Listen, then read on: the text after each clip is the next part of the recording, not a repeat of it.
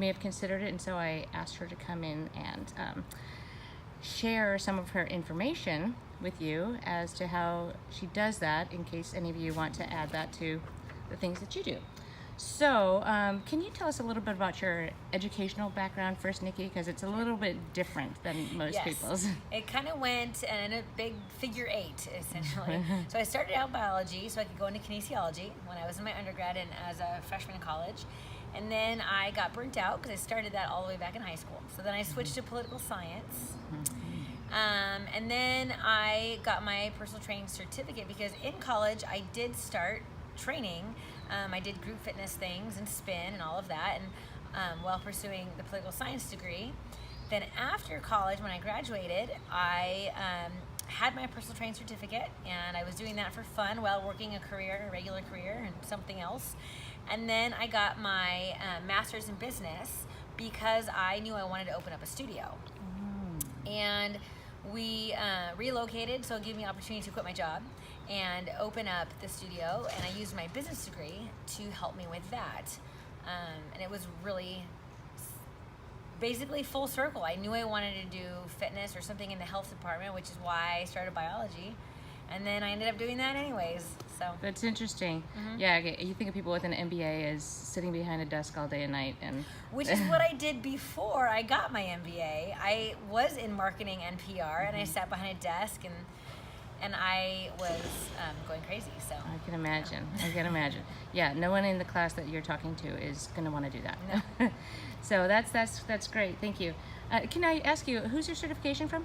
ACE. Oh, okay. Yeah. So all of these students are studying for their ACE certification, as you know. I did a lot of research, and that was absolutely the best one. Yeah. I think we agree. And Nikki is, by the way, she is one of our consulting crew for Mesa College. Welcome. Hi. And this is Cecilia. Oops, I shouldn't do that. Oh well. This is Cecilia. This is Nikki's daughter. So, Nikki, how often do you, quote, see a client, an online client? I will see an online client depending on their needs. So I tell people once a month if they'd like to do a video call, they can. Now, I tend to have my niche are women who travel for business. It just turned out that way over the last 8 years or so, and so everyone's very busy. A lot of moms, because I am a mom, and they just don't want to make time to do video calls, to be honest. So I will chat with them. They text me a lot. Sometimes I have to rein it in and only answer every so often, but most of my clients that are online, I will chat with them maybe every other week via phone, and if they want to, they will do some sort of FaceTime, but honestly, with my clients, they don't necessarily like that. But I do videos, so they can see the form, and they can watch their own form in the mirrors when they work out, and they work out and see my form. And then if they have any form questions, they can send me their videos. You know, like with Instagram, it's really quick, short videos. They can send me their videos, and I can check. But it's not like a set appointment or anything. I see. If they are requesting your attention quite a lot, do you charge them for that? It depends on what capacity they're a client. If they're a one-on-one client, then they do get that once or twice a month anyways. And my clients, like I said, everyone's gonna find their niche eventually, but mine are not going to be requesting that often because they're extremely busy. But if there are people out there who will contact you who want advice, and I'll just say that is $70 if you want a video call or a phone call, and usually they don't contact, or they'll say, okay, great, let me set that appointment. So yeah, okay. I do charge for that. Okay.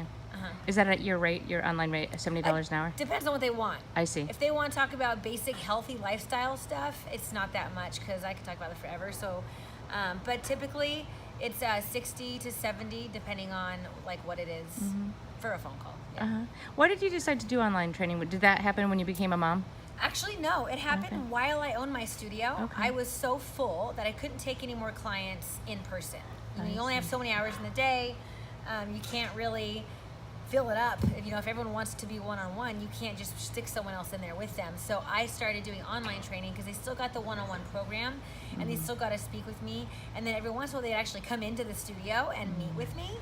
But that's how it started. I see. Then I transitioned all online when we decided to move back to San Diego, and I had to close my studio. Otherwise, I would be doing both. I would continue with both. I really enjoyed both. I really enjoy the one-on-one, face-to-face.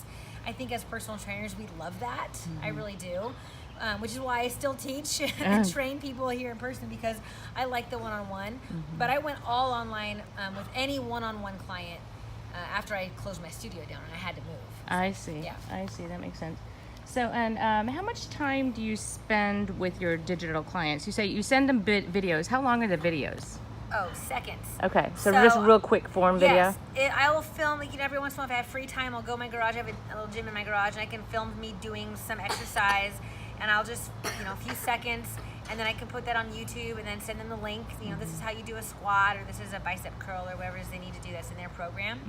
And it doesn't take very long at all. Okay. Just do that, yeah. And how about when you meet with them and do a video chat or something like that? How long do you spend with them then? I usually try and limit it to 30 minutes, and then I know it'll probably go 45 because I'm a chatter, but it's not long.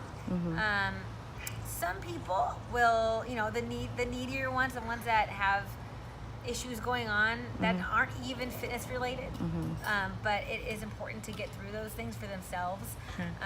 We'll talk longer, maybe an hour, but that's Now, do you charge them per hour or per visit? for online. It's a monthly. Okay. Month. Yeah, so that's why I say when they're included, they get bi-weekly phone calls included. It's part of their I monthly see. fee. Okay. And how much time do you spend on the computer doing supportive tasks that are not billable to the client? Quite a bit, but see, my passion is marketing and running a business, so I love just sitting behind that computer and just getting stuff done. To me, I can do that.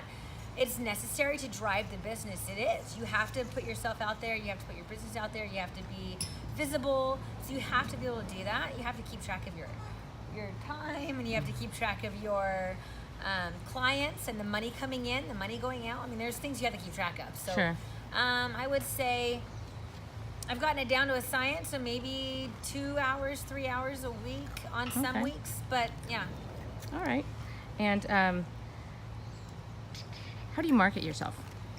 Well, social media has been extremely helpful. I started this before Instagram came along, but then when Instagram started, it was a lot easier. Although I'm not crazy on there, most of my clients come from word of mouth, which will be that way for any of you guys. No matter where you're trying to work, word of mouth is the best way to go. Let's see. All but one of my clients right now, all but one, I may not have met them in person, but they know someone that I know. Oh. No matter how much money I've spent on ads and social media things, they still know someone. And that is a big thing to take away. Everyone wants to be this Instagram famous person, but you still get people from someone that knows you, typically, for the normal person. Yeah, I guess so. And do you have any tidbits of advice that aspiring personal trainers may not have considered? Be aware of the business side of things. You have to hunt down your clients. They're not just going to walk through your door. They're not going to just knock on your door and say, "Can you train me?" You have to find them. You have to court them sometimes. You have to let them know that you are the right one for them. Sometimes a lot of times actually, giving something first is important. Giving them a bit of advice or tips here and there. Giving away something free. Don't expect to be paid for everything, but the more you give, the more you'll get, and the more they will trust you, and then you can have a pretty good relationship with your clients from there. It's all about the relationship that you can build. All about that rapport. Yes, rapport is huge. You have to be able to talk to people. You're going to get clients that are from all over the spectrum, especially when you're first starting, before you kind of hone in on the type of person you work with typically. And you have to be able to talk with everybody. You have to be open-minded, and you have to be able to have a conversation. Nice. Yeah. Nice. Anything else you want to tell these guys? Good luck. It's fun. It's really rewarding. It is tedious and hard work sometimes, but we need you. We need more personal trainers out there. So good luck. Nice. Thank you, Nikki.